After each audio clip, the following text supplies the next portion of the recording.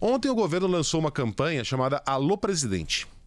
Um programa que seria lançado, que foi lançado e que seria periódico, e que consiste em brasileiros telefonarem para um determinado número ali e fazerem uma pergunta para o presidente. Presidente, tem uma rodovia aqui que tá precisando ser recapeada, é uma rodovia federal, o que o senhor pode dizer para mim? Aí entra o Bolsonaro, essa rodovia acaba de receber um aporte e em breve, provavelmente no ano que vem, ela já estará pronta, papapá. É uma propaganda do governo. Uhum.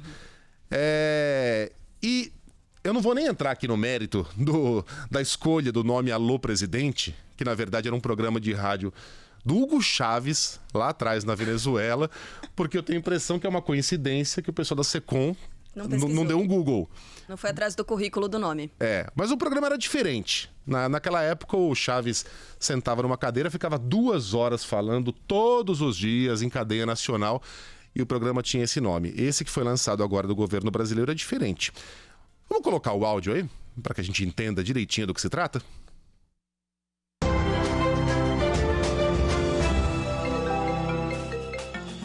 Alô, presidente. Aqui é Maria Eulina de Penaforte.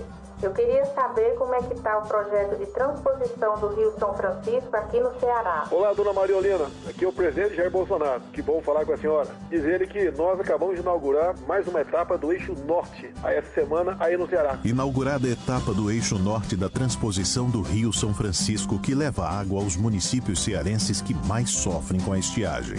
Águas chegam ao reservatório Jati, no Ceará. Presidente, aqui é Francisco Valmar, da cidade de Parnamirim, Rio Grande do Norte. Aqui a gente depende muito de trem urbano. Alguma notícia boa pra gente, presidente? Alô, seu Francisco Valmar, aqui é o presidente Jair Bolsonaro, o nosso ministro. Já deu pra entender como é que funciona. Ok, é uma prestação de serviços, tá sendo passada ali uma informação na forma de pergunta de brasileiros. O problema é que o pessoal do governo quis dar uma caprichada no programa e colocou também a foto desses brasileiros que fazem a pergunta, a dona Maria Eulina e o seu Francisco. E aí não deu 2 horas, alguém foi lá e descobriu que essas pessoas não existem. Que as fotografias da Maria Eulina e do seu Francisco foram tiradas de um banco de imagem. O que é um banco de imagem? É um negócio que a mídia impressa assina, as TVs assinam também, que consiste num catálogo quase infinito de fotografias. Então você vê lá um anúncio de uma imobiliária, um novo empreendimento em que aparece um casal com aquelas roupas que ninguém usa na praia, sabe? Uma calça branca arriada até o joelho. Fale por você. Uma camisa, acho super elegante. Uma camisa branca aberta, aqueles casais lindos. Chapéu Panamá. Chapéu Panamá. Você nunca vê ninguém assim na praia. As mulheres com aquele maiô super elegante, super né? Um elegante, chapéu. um negócio comprido. Sharp, geralmente azulzinho. Eu acho lindo. Maravilhoso, só que não existe. Isso aí é banco de dados. Você vai lá no banco de dados, coloca casal, jovem, apaixonado na praia. Vão aparecer várias. A empresa não foi lá na praia e tirou uma foto. Essa foto tá no banco de imagens, prontinha. Pá. Usa a foto na propaganda. Foi isso que o governo fez. A dona Eulina aparece como mulher humilde e sorridente. Você vai lá, coloca mulher humilde e sorridente, vai aparecer um monte de mulher humilde e sorridente. Eles escolheram essa para ser a dona Maria Eulina. E aí a dona Maria Eulina, a Folha encontrou a dona Maria Eulina. O nome dela é Célia. Ela não fez pergunta nenhuma, aquela voz não corresponde à imagem. E ela disse que não é nem eleitora do Bolsonaro, que se surpreendeu. Eita. Mas não tem nada de ilegal nisso.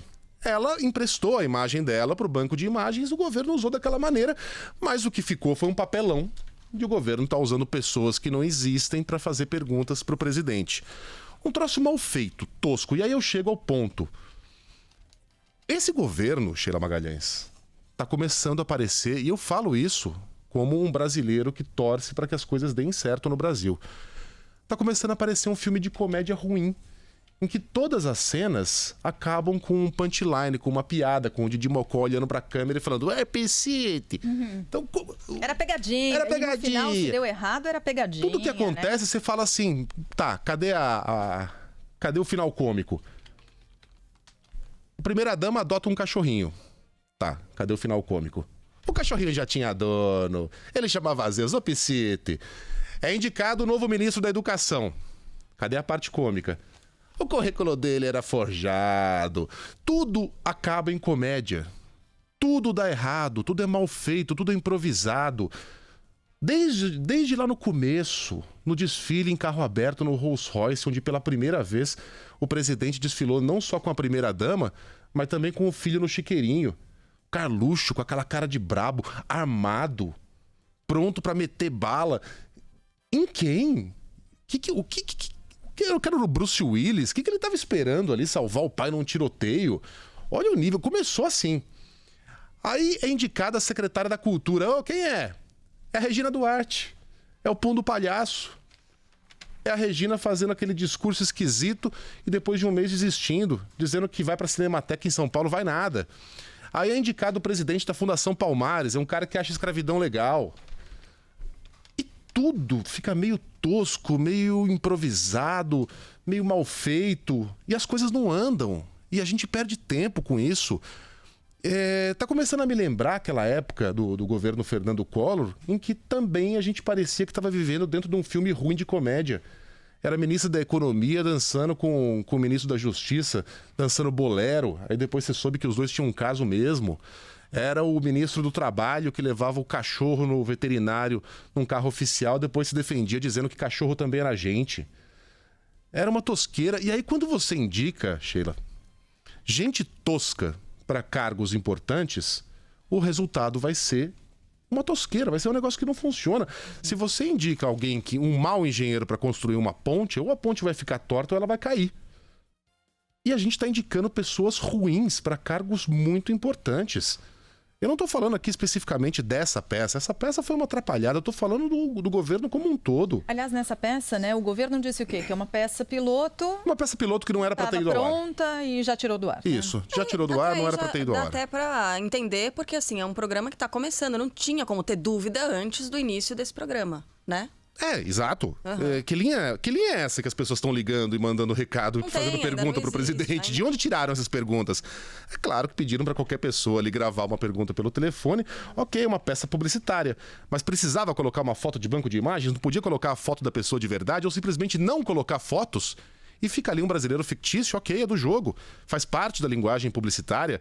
Mas não, quiseram fazer bonitinho e acabou ficando um resultado tosco. E quando você indica pessoas para cargos tão importantes, baseado na quantidade de vezes que essa pessoa teve na Virgínia para visitar o Olavo de Carvalho, ou em quão estreito é o laço de amizade com o Eduardo Bolsonaro, é esse tipo de coisa que vai surgir.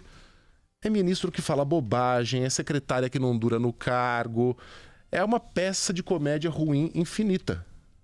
A gente precisa ter mais cuidado com o nível das pessoas que a gente está colocando em cargos tão importantes. O nível dos brasileiros que até os bons quadros desse governo, Tarcísio Freitas, por exemplo, ministro da Infraestrutura, um cara extremamente técnico, você entrevista o Tarcísio, você fica admirado.